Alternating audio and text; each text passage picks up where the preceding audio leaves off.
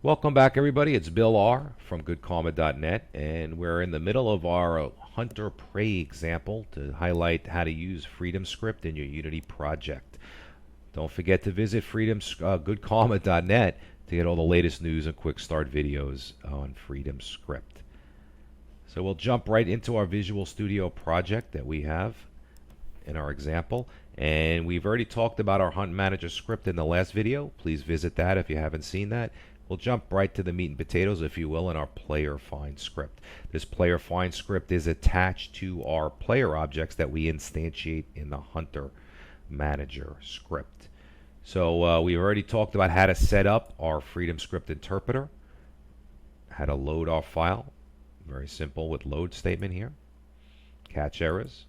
And we're going to run it line by line in our fixed update. That's all a review. If that's new to you, just jump back to our first video of setup and they'll kind of go over that. In this video, we'd like to start adding keywords to our language. So that's what we're going to do. So I'll drag over and we will take a look at the script that I was running in the first video.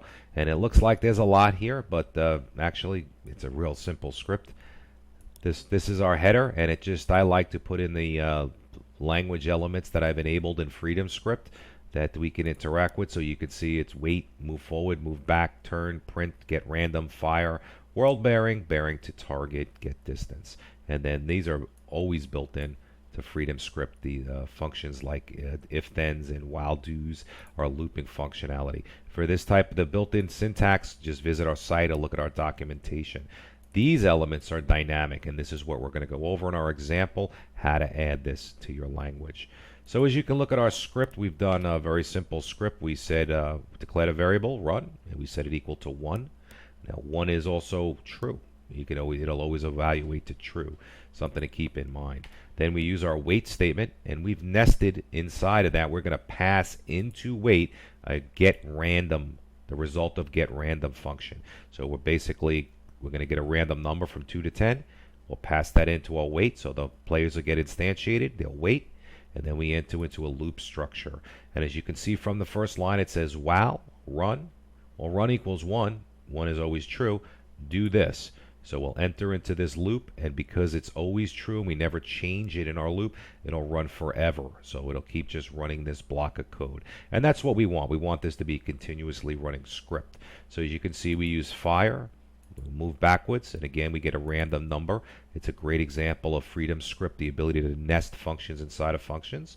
We do a quick fire with no parameters, then we'll do some random turns and repeat back. So that's what our FreedomScript looks like. And remember, FreedomScript is just a text file. You can use any text editor.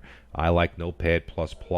I find it a great program to work with, and you can even actually define your syntax highlighting in there for your FreedomScript and distribute it maybe with your program. But we'll put that aside now. That'll be a future project, and we'll jump back to our code. The key concept to remember in FreedomScript, and again we're back on our player find file, is as the FreedomScript runs, any of the key words that we see in FreedomScript, such as the wait, the fire, the move backwards, has to have a corresponding subroutine object. So all these class definitions that we'll fold and unfold here in a moment will correspond to a keyword. And basically, here's where we write the code that we want Unity to execute when FreedomScript comes up on a function call. So as you can see, they got big long names: get random subroutine, get bearing to target subroutine. Well, those aren't the key words that we've identified that we just showed you in our FreedomScript, and we'll make that connection. But the important part is one function if you want a keyword exposed in FreedomScript, it has a corresponding subroutine object. Once that subroutine object, and we'll dive into these in depth, gets created, the class definition, and we'll just it'll take a nice, how about a wait one? Here's the code. Here's the entire wait class right here. Not a lot of code in there. And then this is the beauty of FreedomScript. But the name of it is wait for second subroutine. The keyword that you want FreedomScript to look for will be up here. And then right after we created our interpreter and loaded our file, actually as we prepare to load the file, I should say, we call a function that says interpreter register the subroutine. And here's where you set the name. So here's our fire function right here. We register the subroutine. We say, hey, look for the word fire in our scripts. We create that object, that class, that subroutine class that we just looked at. Here's where we create it with the new statement. We instantiate it, pass it the name of the class that we've defined, and in our case, our constructor takes a reference to itself, or this script, I should say, so we can pass in this.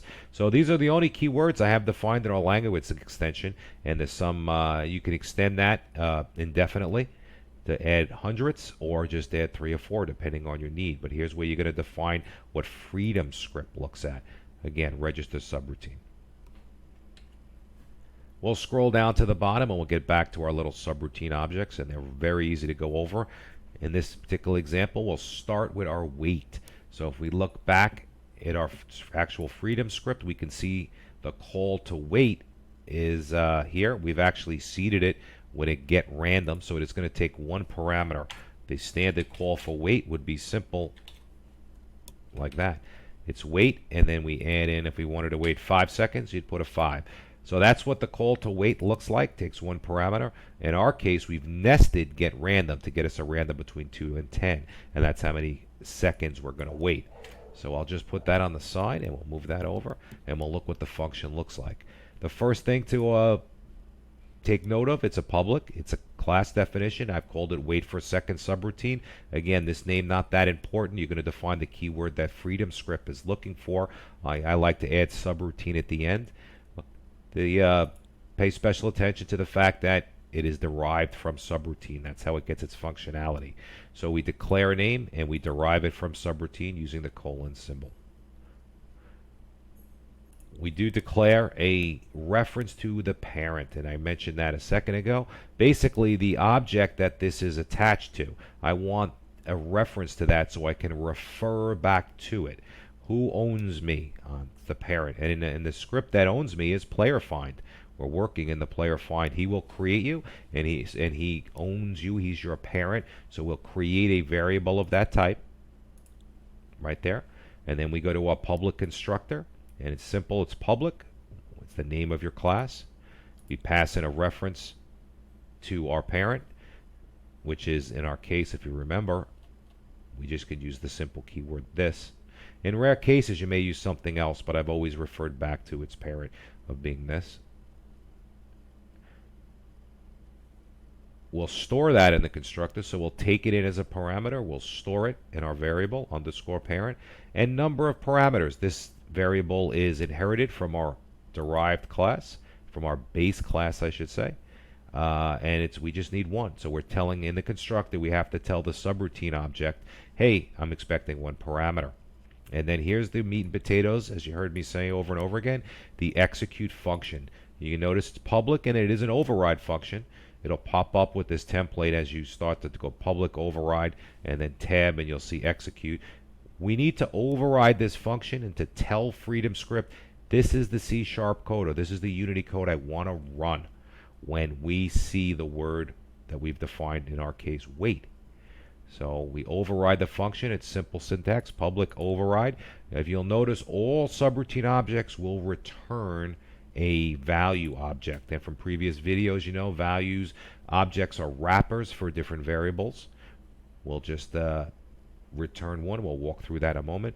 The execute, we get passed in for free, if you will, an array of value, I should say, of value objects in our args array.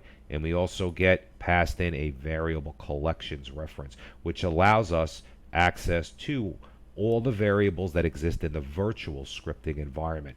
So basically, here's where your parameters come in, and here's where all your variables are. Very simply, the wait function, we will set this boolean to true. So let's take a look at what this is blocked from our parent. And here's an example of how we use our parent reference. Parent is blocked equals true. And if you remember, as you look through the code up on the top, we did declare a object level variable a Boolean, so it's true or false, is blocked. And when we scroll down into our interpreter object as we're running our code, if we say, hey, if we're not at the end in our fixed update, I'm sorry, if we're not at the end of code, we're saying if is blocked is true, then don't execute the next line.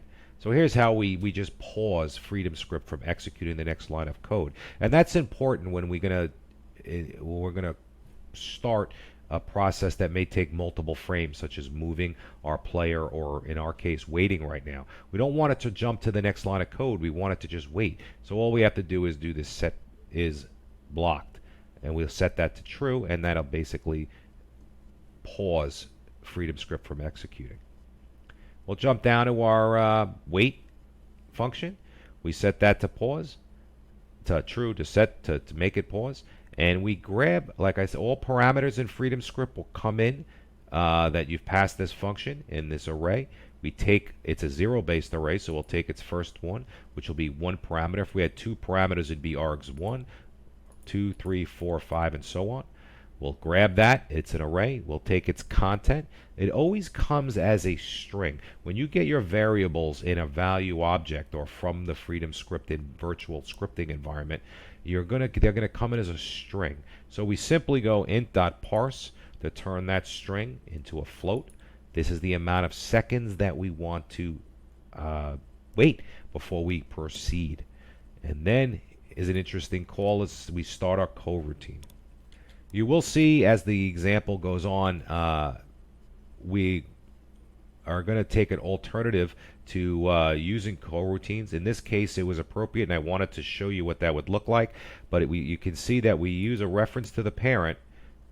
We start now. The parent, our parent in this case, is the player find script. As you remember, is derived from mono behavior, so we have access to anything that it would have access to through the reference to the parent. So parent, we're going to start a coroutine, which means a background thread. We're going to pass it in a function name. In this case, our function exists on our parent objects, and it's called doWait. So we use a reference again to our parent. We call a doWait function, but this we pass in basically the underscore delay value, which is what we picked off as a parameter that was passed into wait. So that's, we dissect that. It's very simple. Looks like a lot of code. It's not. Reference to the parent, start a coroutine. Reference to the parent.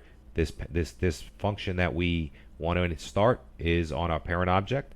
It's called doWait. We pass it in the parameter though that was passed in from Freedom Script, and then we'll just return the parameter, the how many seconds you asked us to wait, as a return value in our wait function. We'll scroll up. We'll take a quick look at doWait. Now understand, remember that start coroutine means it will be running in the background. Our Freedom Script is paused, and we will take a look at our coroutine function, which is this function right here. And it's simple. All coroutine functions have to be of type, have a return type of IEnumerator, so we'll put that in there. We do wait. We're expecting a value. So the first thing we do in our script, and actually it's a little redundant here, is we set is blocked to true, so Freedom Script doesn't execute anymore. And then we'll sit here and we'll do a yield return, which, as you know, with coroutines, basically I'll create a yield object and I say wait for a certain amount of seconds before you continue. So this is basically a loop that's going to wait for a certain amount of seconds, and that's how coroutines work. And then it'll return and go to the next thing. The key is it won't block execution of the rest of the program. In the background, it'll sit and it'll wait.